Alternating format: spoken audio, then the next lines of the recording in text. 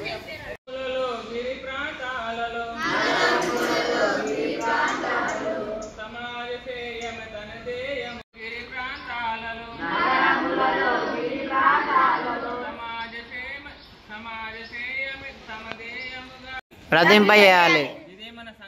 ఇదే మన సంఘం యొక్క మాలమూత్రం మాల మంత్రం పూజనీయ డాక్టర్ జీ ఇలా అన్నారు. హిందూ జాతి